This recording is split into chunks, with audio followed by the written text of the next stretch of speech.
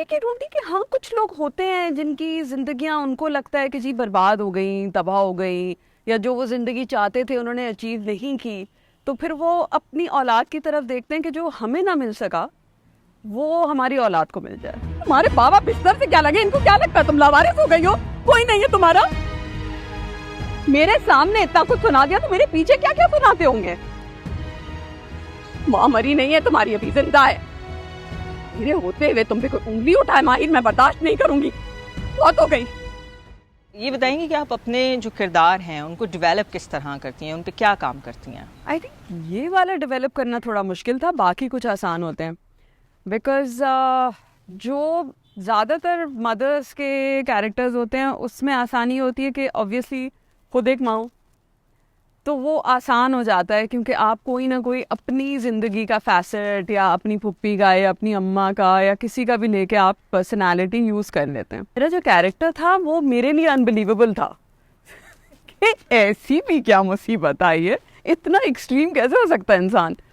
मगर फिर वही है दैट अगर आपने करना है तो फिर आप यकीन करके करें उसमें। तो मैं अपने आप से हर वक्त कह रही होती थी नहीं नहीं ऐसे लोग होते हैं, और मैं कॉन्स्टेंटली अपने आप को जस्टिफाई कर रही होती थी अपने लिए कि ये इसलिए कर रही है, ये इसलिए कर रही है, ताकि मेरे दिमाग में वो इतनी बुरी भी ना हो।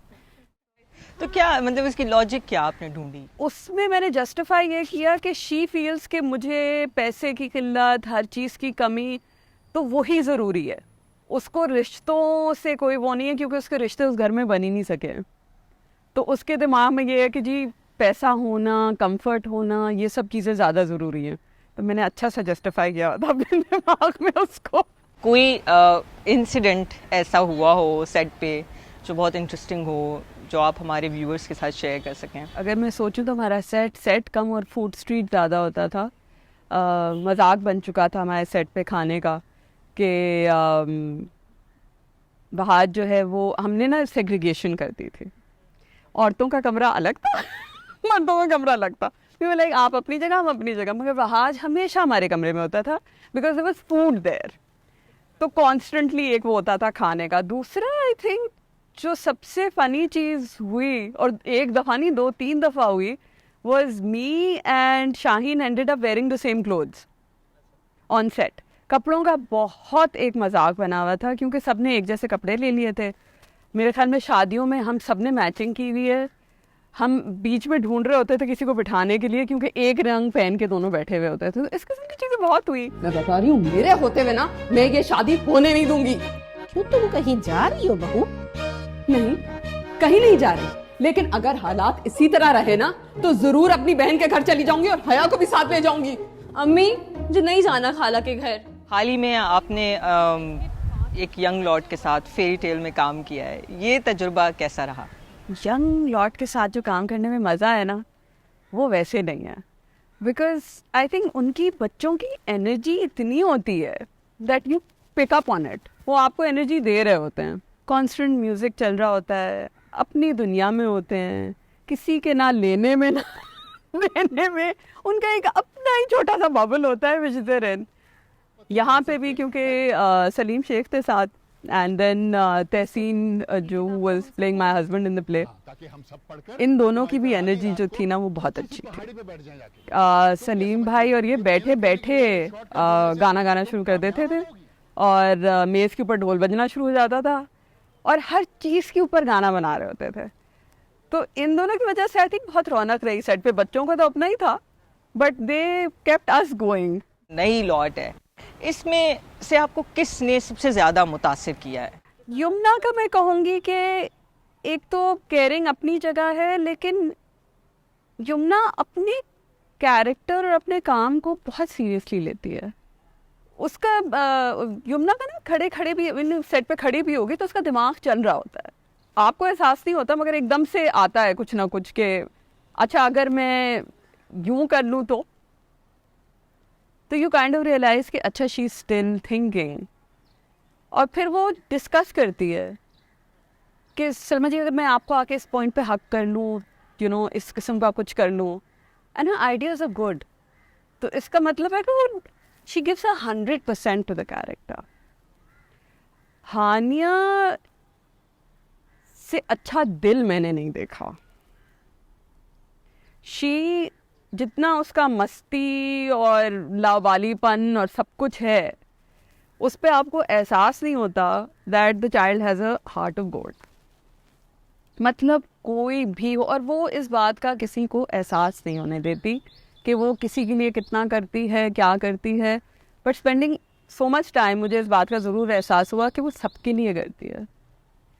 और एक मुझे उसकी बात बहुत अच्छी लगी, वो ये था कि सेट पे कोई जूनियर भी हो, कोई एक्स्ट्रा भी हो, वो उसको वही रिस्पेक्ट देती है जो वो हमें देती है. सहर इज द यंगर लॉट मैं कहूँगी क्योंकि एक्चुअली द यंगर लॉट. सहर है हमारे प्ले में, एना थी, एना का पहला प्ले था. सहर तो एक लाइव वायर है. वो इतनी एक्साइटेड रहती है हर चीज़ के बारे में, उसको अपने कैरेक्टर को बनाने का इतना शौक है, और वो फिर सबको नज़र आ रहा होता है. आपने अपने एक इंटरव्यू में कहा कि आप नेगेटिव किरदार जो हैं वो बासानी कर लेती हैं, ऐसा कैसे? आई थिंक उसमें अपना आप इस्तेमाल नहीं करना पड़ रहा होता, तो आप आउट ऑफ द बॉक्स निकल के कर रहे होते हो. अगर तो मुझे उसको, जैसे बहुत सारी ऐसी चीज़ें होती है, जैसे मुझे प्यार हुआ था का कैरेक्टर था, मैं उसको टोटली नेगेटिव नहीं करना चाहती थी, तो वो मुझे मुश्किल लगा. और कहीं कहीं तो आप सोच भी नहीं रहे होते, you just performing and enjoying it कि अच्छा ठीक है तो ये है ही ऐसी. क्योंकि नेगेटिव में आपके